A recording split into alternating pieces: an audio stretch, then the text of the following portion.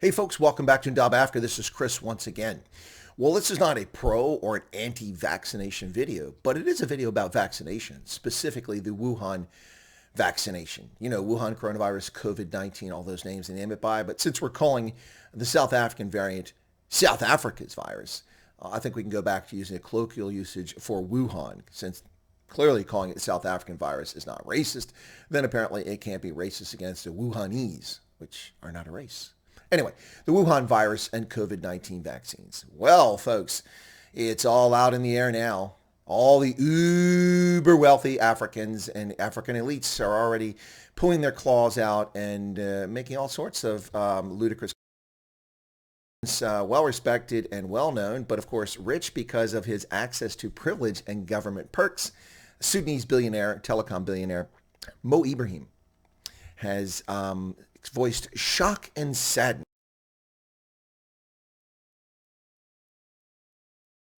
Nation drive taking place in countries. Wow, that's terrible. For his part, President Cyril Ramaphosa has also weighed in, who gained his fortune illegitimately. Ibrahim earned his legitimately, but he's most famous for the Mo Ibrahim Peace Prize, which is a pretty good deal, actually. But Mo Ibrahim has weighed in, as well now as President Cyril Ramaphosa of South Africa, soon to be giving up the seat as the chair of the African Union. And also Dr. Tedros from the World Health Organization. Let's hear some of their comments about these concerns. Let's see. So Ibrahim had the following to say. I'm concerned about the situation of the vaccine. I think all of us listened to the Director General of the World Health Organization 2 days ago. Shocking numbers. 39 million doses were administered in 49 rich countries. Over 40 million doses by now. And the rest of the countries, 150 countries or so, only 25. It's not 25 million. Not 25,000, not 2,500. It's just 25. I think it's really shocking. It's very sad, says Mo Ibrahim. Well, that's pretty scary stuff, folks. Wow. Those shameful Western countries hoarding the vaccine that magically fell out of the sky and just landed like manna from heaven on everybody. Terrible of them to scarf it all up and not share it with the poor global South. For his part, Ramaphosa had the following to say. We need those who have hoarded the vaccines to release the vaccines so that other countries can have them. Hoarded. Yes, I saw this coming from the China Africa Project as well, talking about hoarding of vaccines. Interesting. The rich countries of the world went out and acquired large doses. Went out and acquired. Well, so we're just sitting on shelves. Whoa, my goodness, Cyril Ramaphosa, you are spot on, brother. You take it to them. Shame on them for acquiring all these vaccines for their citizens. It's so selfish of them. My goodness. Whew, thank goodness it just magically appeared and it was available on shelves for someone to acquire. No one had to actually spend billions of dollars and trillions, millions, hundreds of millions of man hours researching, investigating, testing, trying out this vaccine. It just magically appeared. Thank goodness. Gosh, wow. For his part, the World Health Organization's disgraced director, Dr. Tedros, said last week that this unusual access is a catastrophic moral failure, urging countries and manufacturers to spread doses more fairly. Okay. Well, let's see. Well, these countries have had 13 months to come up with a plan to deal with this. India and China and Russia, all in the developing world, are apparently major producers of vaccines. So India and China are in the global south. India is one of the world's largest pharmaceutical producers. Why is the global south not getting these vaccines? Why have African countries not gotten them? Oh, I know why. Because it's not a handout. You actually have to pay for it. I see.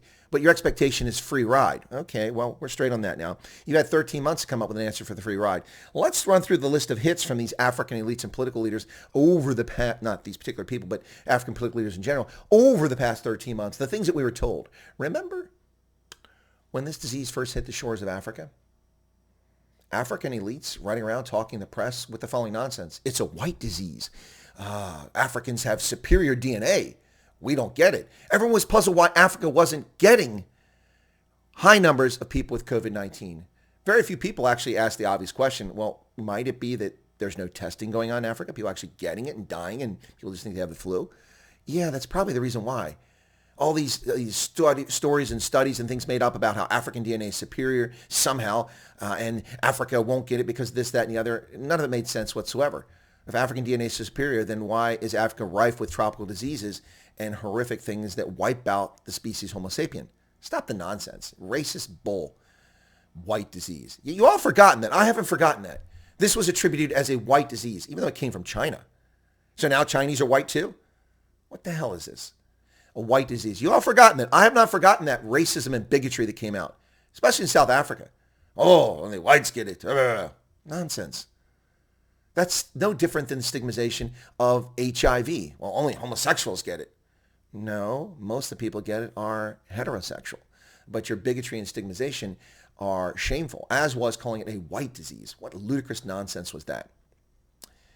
The next was the discussion last year, about 11 months ago, about a vaccination, developing a vaccination. The African elites who came out with their BS stories based on no fact whatsoever, but their usual woe is me, ooh, colonialism, BS nonsense last year. You remember this, folks. Whoa, they're using Africans as guinea pigs for the vaccination development. No, they're not. Oh, they did this all the time. They do it with every disease. That's not accurate either. Yes, Africans in places where certain diseases are, where the disease comes from, tend to be the test subjects for vaccination programs. That's correct. But for Wuhan, the vaccine was developed in the United States and in the United Kingdom and other places.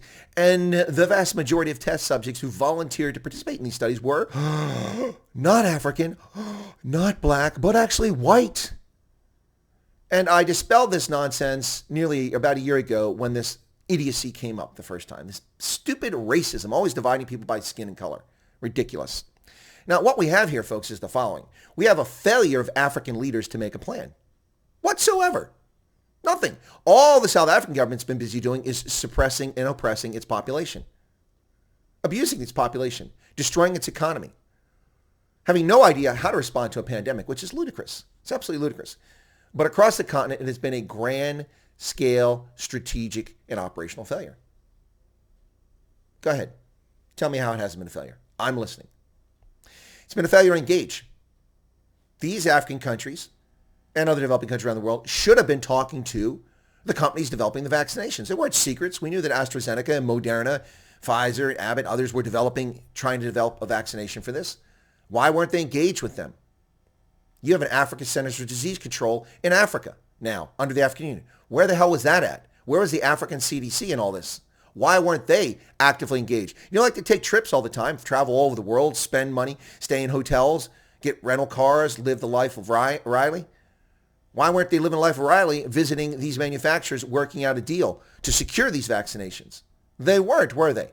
If they were, then they're colossal failures, right? Which is it? This is a failure of African leadership, ladies and gentlemen. Too busy oppressing their own populations in South Africa, in Nigeria, where police are shooting demonstrators, in Uganda, where opposition voters and politicians are abused and murdered by state security agencies. Yeah, too busy oppressing their own people to develop a vaccine or to develop a plan or to work with these companies to get these things. And ultimately, folks, the irony of this is seeing Dr. Tedros place the blame and call it a colossal moral failure when the colossal moral failure is Dr. Tedros. Dude, you know about this all along. You covered up the Chinese involvement in it, telling the world in late January of 2020 that China had the gold standard on how to react to a pandemic now, and also had the temerity to tell us that it wasn't transmissible human to human. That's what you said, Dr. Tedros, because your Chinese masters told you that in the Communist Party. Chinese Communist Party masters told you that it wasn't transmissible human to human, and you bought it. And you told the world that. You also told us the fatality rate was 3.4% when it's 0.2%.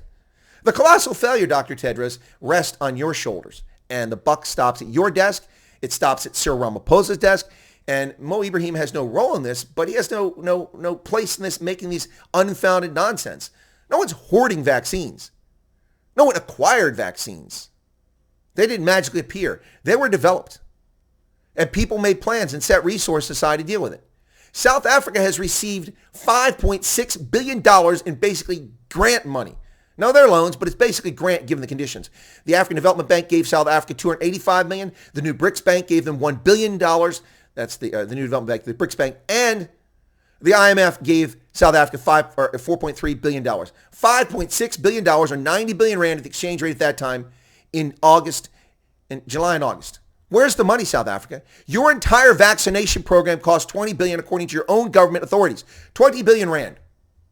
You had 90 billion rand dropped in your hands in July and August. Why was none of that money set aside to buy vaccines? Stop your racist nonsense. Stop your hatred. Dr. Tedros, Mo Ibrahim, shameful for me to have to say that about Mo Ibrahim, but it's true. And certainly Cyril Ramaphosa. You failed. You are not good leaders. You have failed Africa time and time and time again. And you shift the blame to others.